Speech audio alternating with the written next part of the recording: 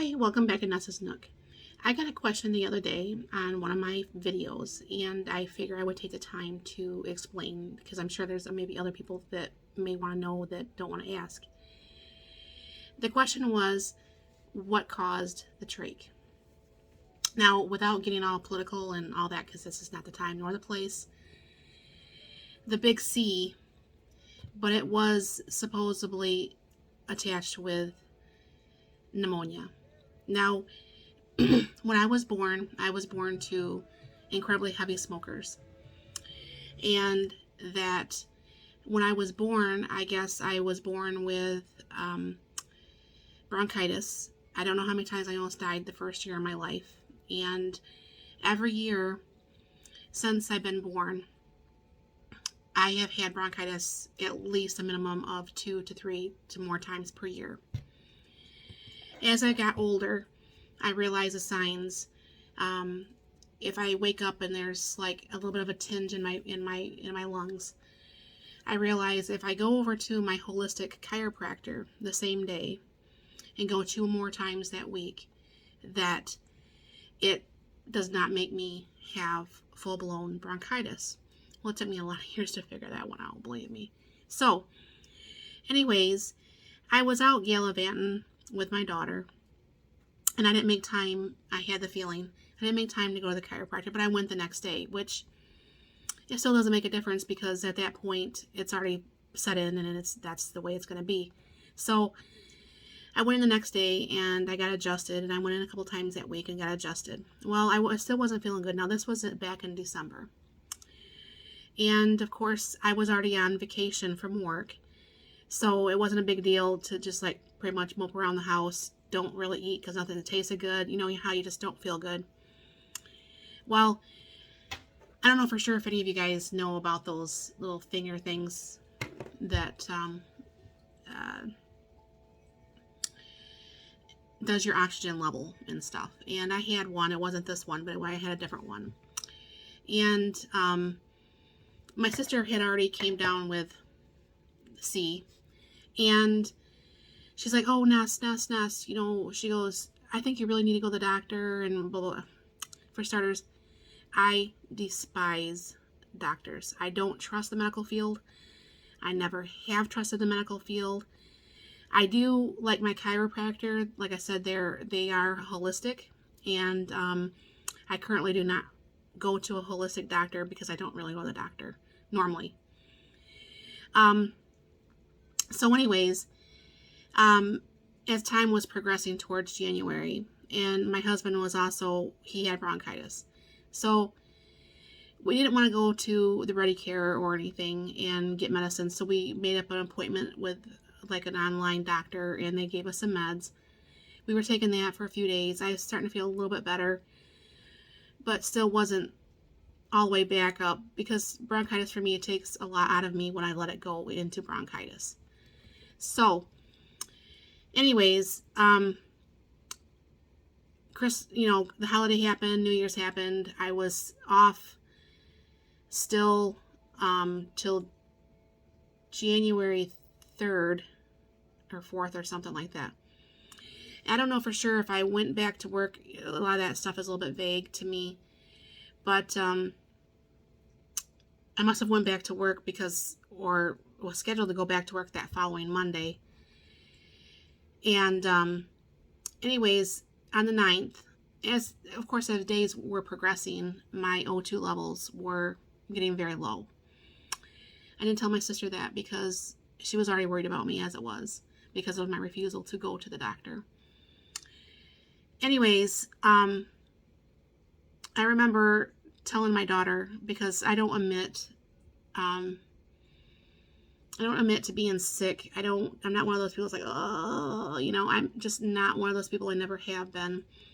If you are, that's fine. That's who you are. That's what you are. And that's fine. I'm not one of those people. So I remember telling my daughter that night, and I guess my sister had called my daughter, and she says, you better make your mom go to the hospital, blah, blah, blah, blah, whatever. They didn't know how low my O2 was. Well, that night, my daughter I told my daughter on Facebook, and I'm like, I'm sick. I'm really, really sick. And I'm not feeling good at all. She goes, you've got 10 minutes to call an ambulance, or else I will call an ambulance. Now, I didn't tell her what my O2 level was or anything.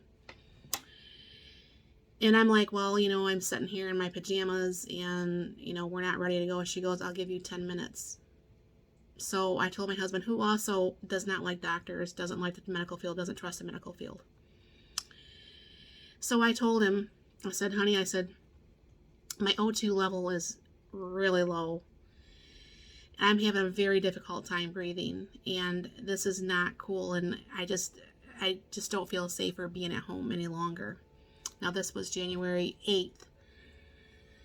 I called the ambulance on the 9th, right after like midnight. And anyways, so my husband's like, yeah, we'll go. He says, because I'm not feeling any better either, and the meds didn't help, and his oxygen wasn't as low as mine. When I called the ambulance, anything lower than 80, you were supposed to be in the emergency room. That night, my oxygen was at 58. Okay. Now, obviously, when the ambulance came and, they tested your finger to see what your O2 was, and they're like, we can't make you go, which, that's nice. She says, however, we will be getting a phone call from one of you guys tomorrow to pick one of you guys back up and take you to the morgue, aka me. Like, because I said my husband's O2 was low, he was sick, but he wasn't that sick. Then she said, and the following day, we'll be back to pick up the second person. I mean, obviously it was obvious that we were not feeling very good. So, they put me on oxygen. I walked out to the ambulance, and I got in, and they had oxygen, and they were doing whatever they do, like in the ambulance. I rolled up we were going to go to the one here next town over, because it's a smaller hospital. I didn't want to go to Sparrow there in Lansing. They're bigger, and just, you know what I'm saying? I didn't want to deal with that. They called over there, and Sparrow and Ionia would not take us. So off to Sparrow and Lansing we went. Now, I thought, because my husband and I both went in together, we were both sick together, that we would share the same room, blah, blah, blah. That didn't happen, I guess. I remember showing up in the ambulance. I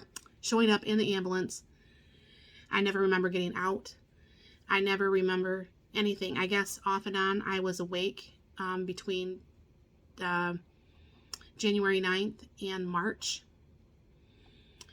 I have messages that I had sent to my daughter and my husband, and I don't remember sending any of those. I don't remember the pictures that they took with me. I don't remember any of that. Now, granted, there's things that I thought I dreamt. It could have been true, that I'm not for sure. But what had happened is, according to my medical records and what my family had said, because like I said in a previous video, I had no voice. Because my husband was also in the hospital, they would not let him be my voice. I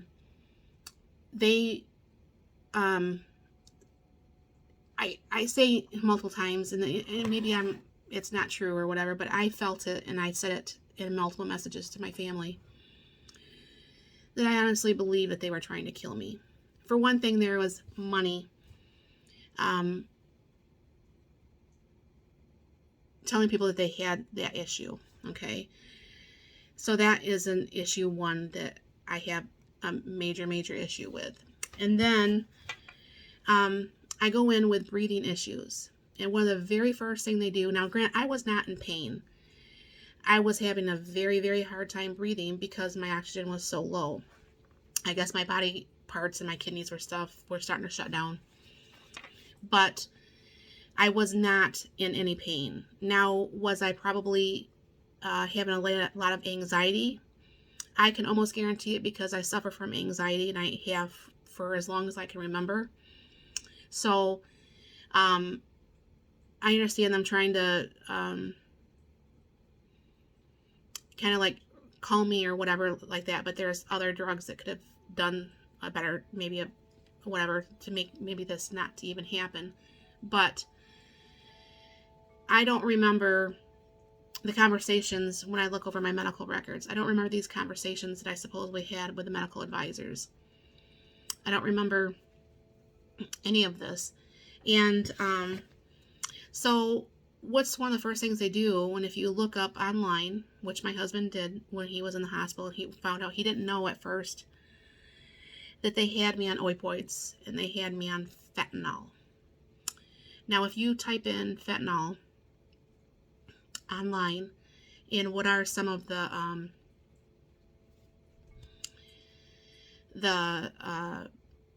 issues from taking fentanyl, one of it is breathing issues.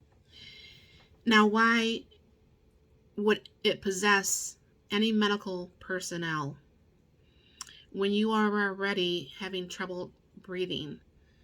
Why or what would possess you to put you on a medicine that causes breathing problems? That's the first thing. I still don't know for sure if I'm ever going to talk to an attorney, anything about this. They don't feel like they've done anything wrong. I think they did a lot of things wrong, but that's besides the point. So like I said, I was obviously having breathing issues. They kept me like absolutely drugged to high heaven. I mean, I am someone who, when I get dental work done, I don't even get shots or numbing to get my dental work done. So I have very, very, very high pain tolerance. And to keep me on all the drugs, I think I read that they even had me on some morphine. They had me on all sorts of stuff. And when my husband finally found out, because he signed me up for my Sparrow thing, and when he found out, he says, I want my wife off these drugs.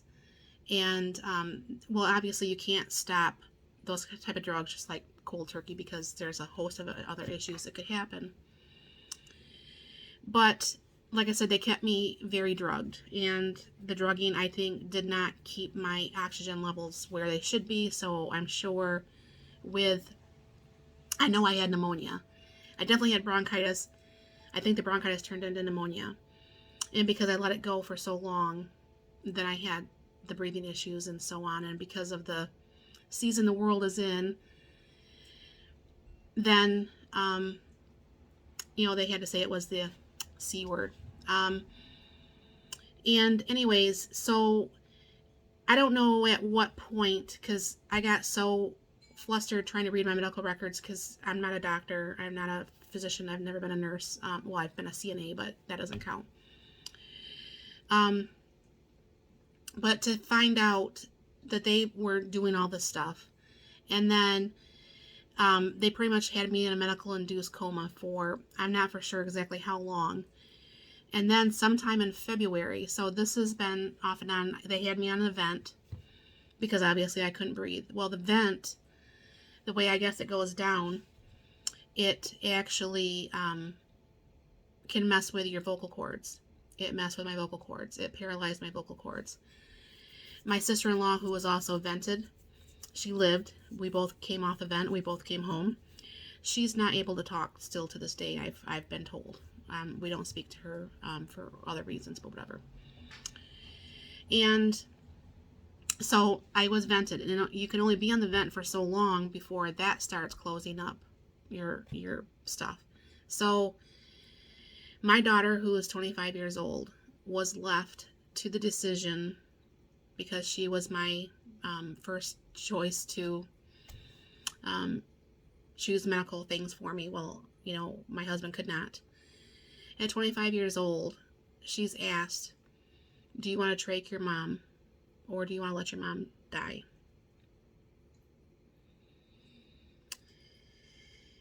That's no decision that no child, no matter what your age is, that you should ever have to make for your parent. Like, even put my mom in hospice, that was I was very old at that point. It's not something that a child should have to do. So, she made the choice to have me trached. Now, I guess there's like a little hole. There's not a very big hole at all. I should have pulled it out. Let me get that real quick out of the box. Hold on. Okay. I don't know if you can see this very well. But if you see this piece right here, get that up a little bit closer. That is, this part here is down my throat. And this is that part that sticks out. Okay. So there's like a little, there's a cannula. If you look right here, this is the cannula that physically goes inside this. Okay. A lot of people don't know that. I didn't know that. Didn't care to know that. Don't still want to know that. But you know, here it is in my life. But anyways, after my husband finding out that they had me on all sorts of opioids, it's a wonder I didn't become drug addicted and so on and so forth. But whatever, I didn't, thankfully. Praise God. But to have me weaned off that, I mean, they had me on, I mean, it's just amazing the amount of drugs that they had me on. I still, to this day, both my husband and I, we have some major skin issues going on. I mean, I don't even know what it is. I just don't even know. But what had happened is they trached me in February. I think the middle of February, the 12th or something like that. And they still had me on all those drugs. And when my husband said, take her off all those drugs, once he realized. And they started weaning me off, and then I started waking up. Now, of course, like I said, I remember, showing up at the hospital on the 9th of January. I woke up and it was March. So I have lost, a good month and a half of my life that I have no idea what happened. I guess when my family was able to see me, I had a really, really bad bed sore. I still have scarring from my bed sore. So I don't think they were flipping me like they should have. I don't think they did half the things that they should have done to just make my stuff better. But I guess according to my sister and my daughter, I was on a intensive care floor, which is on the 10th floor. And I guess they were saying to my sister and my daughter that a very, very small percent, like 10-20%, if that, ever leave that floor alive. The very next day I left that floor. Praise God. Because, I had my family scared for months that, they'd get the phone call. I guess one day I was awake for that brief minute, and it was 5 o'clock in the morning, and I'm like, I want to talk to my daughter. So here's my, they're like trying to get me to shut up. So they called my daughter. And of course, that 5 o'clock phone call, I've had a few of those myself. They're not fun. And she's like, oh my gosh. And then she just, are you going to visit your mom today? She wants you to come visit her, type thing. So it wasn't nothing bad. But woke up and I was on the 8th floor. I guess the first week I was on the 8th floor, I guess I was still, they had me tied to the bed. I still have, if you look here on both my wrists, I still have scars from being restrained. My dad was restrained before he woke up from his brain surgery from 17 brain tumors, but whatever. So they had me restrained for I don't know how long, but obviously tight enough that it's left scars on me. And because I guess I tore out my trach, I tore out my feeding tube, probably tore out my catheter. I don't know what I was doing. I was being very bad. Well, because of my um, oversensitivity to drugs, that it was making me misbehave. I can remember once I woke up and there was this nurse and she was so cute and she wore the cutest little socks and she was just so cute. I loved her. And she's like, "Oh, I don't know what room I was in, like 884 or something to that effect." And she's like, "Is she still rocking the bed?" And they're like, "Nope, she's awake. She's fine." And she walks in and she's like, oh my gosh," you know. And she was one of my favorite nurses. Now, there was a couple nurses over there. I call her Karen with the pants. I don't even know who she was. I don't know what her name was. And one other nurse I never didn't like. But once I woke up, I actually was able to physically come home within 2 weeks.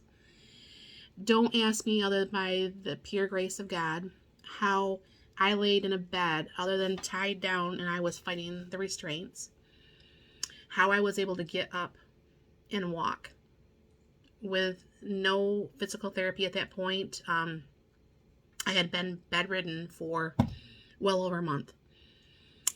And I got up and I walked, and they're like, wow, when my oxygen levels were staying like they should have, because like I said, I did have the trach, they had me on oxygen. But they're like, wow, you know, you're walking around, everything's fine. And I'm like, I just want to go home. This is not my life. I mean, I know I'll flourish at home. I just want to be at home. I just want to be at home. So that first week I was home, they actually sent home things that I had to have 24-hour care. Now, my husband, he obviously had to work because he did not have long-term or short-term disability. And he was off work for himself for about a month and a half. 3 weeks for being in a hospital, and then 3 weeks recouping at home because they never gave him physical therapy either. So I had my family and friends. They were all coming over to stay with me and making sure everything's fine. And I'm like, I'm walking around fine. I'm not tripping. I'm not using a walker. I'm not falling. I'm not doing anything. And I told him, I said, every time you come, I have to pay to have you here. She goes, well, did you want me to release you from home care? And I'm like, yeah. So I live maybe 50 feet or so from the corner over here. We have a double lot here in town. And I told him, I said, well, you know, maybe I can, once it starts warming up, I can walk to the corner and then I can walk around the block. We have a very, very nice walking path here in Portland, Michigan. I guess it goes on for miles, but I've not ever walked all of it. So with my husband helping me, I walked to the corner and I'm like, well, this isn't too bad. And then I walked halfway to the other corner, but we realized our cat was on the front porch without the screen being up. So I'm like, oh, I don't want him to run off. So we came back home. But even like, this has been well over a month ago now. But the other day I walked on part of the trails and I did a 3.33 mile walk. I wasn't even supposed to be able to walk to the corner till maybe like the first month I was home. Don't tell me I can't do something. I will try to defy the odds and I will try to make it happen. So, I have an appointment, excuse me, on the 16th of August to follow up to see if the surgery and the laser surgery and all that stuff is good and my vocal cords are still unparalyzed, and see what the next steps are. I'm due to go back to work on Monday, August 1st, which I don't really want to go. I just, I've always wondered what it was like to retire. And other than a few things I can't do or I have to do a lot slower, I have really enjoyed my time not being clocking in every day. Even though I work from home, I have a very good job. Yeah. So this, I think is going to be just fine. The next steps from this is that they will have me do like an overnight stay there at U of M, because that's where my doctor is. And I will have to do an overnight stay of at least one night, maybe two. And they have to monitor me to make sure that everything's on the up and up, which I believe it will be. And they take this out, and then I guess the hole starts to almost immediately start to heal from the inside out. Then it can take up to about a couple weeks for it to heal and still stop oozing and doing what the healing process does. Um, and then I'll be left with a scar that will probably be about the size of a Q-tip or so. I've been putting vitamin E around this, and my husband says it's looking a lot better already, so that's what I'll keep doing. But that's what happened. It wasn't an accident.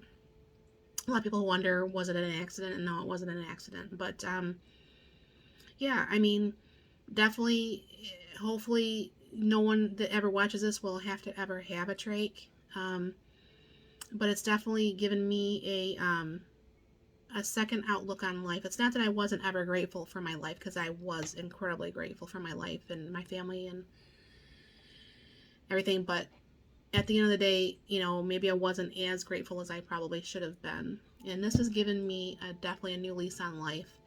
I try very hard not to sweat the small stuff. You realize it doesn't matter. You know what I'm saying? There's some things in life that matter, and it matters a lot.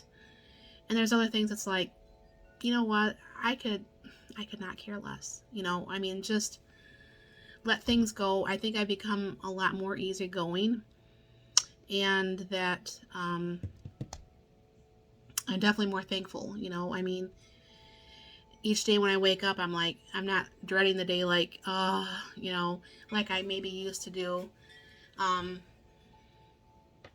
But I think things are going towards, Vanessa 2.2 is what I call it, where this will be a thing of the past.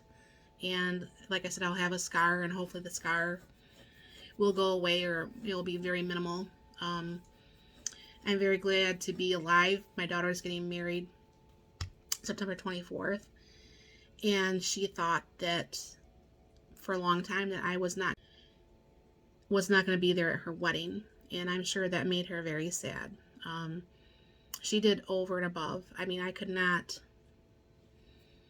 She lives in the next town over. She came over daily while my husband and I were both in the hospital and fed our cat.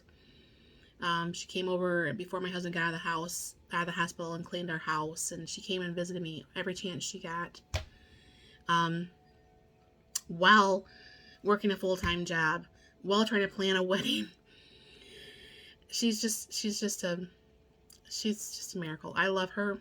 I mean, I always tell people she's my favorite. I only have one biological child. I've been pregnant once in my life, and that was her. Her biological dad and I got in an accident the day I found out I was having a little girl. And the guy goes, "Oh, I'm sorry." I'm like, "But if you make me lose my daughter, I found out today I'm having a daughter." And he said, "Oh, lady, I'm sorry. But she has been, probably even in the back of my mind, even though I didn't know what was going on, I was fighting, and I was fighting hard for her. I was fighting hard for my husband to not leave him a widower. But I was afraid to go to the hospital, honestly. A guy that we've been doing business with for well over 10 years, him and his dad were both at Sparrow, and they had to see. I don't know for sure what the whole thing is, because I refused to ask his mom. But they both died 6 hours apart. Now, what caused that, I don't know. So I always told my daughter, one of the reasons why I didn't want to go into the hospital, or why I didn't want to go to the doctor, is because I was afraid I wasn't going to come home. And I almost didn't. By the pure grace of God himself, to spare me and to make me be able to live another day. I still don't know what my purpose on life here is, but I'm sure one day I will find what my true purpose is, and I will follow that purpose as God directs me to do. So, yeah. But this is what happened, and it wasn't an accident. Of course, I always worry about if I ever got in an accident and my airbag goes off, what happens to this? I don't know, that would freak me out. Hopefully I won't get in an accident. But that's what happened. You know, I mean, obviously, if I probably would have went to the doctor when I was supposed to, this may have had a better, different outlook. I'm not for sure. All I can do is hindsight of I should have, could have, would have, didn't. You know, but like I said, in my dislike of the medical field, and my distrust of the medical field is what caused a lot of this. So, but anyways, sorry this was so long, and I hope this helps you understand maybe more what's going on and why in all these videos you see me sporting this trach. I don't know for sure what the videos are going to be like once I go back to work. Usually my videos aren't that long. And while I prep something, I'm usually using the Instapot or the air fryer or something that's very simple, so I can continue probably still making the videos, doing dinners and the such. So thank you for watching. Thank you for listening. Hopefully this wasn't so much TMI information for some of the stuff for you, but this is why. Thank you, and you have a wonderful day.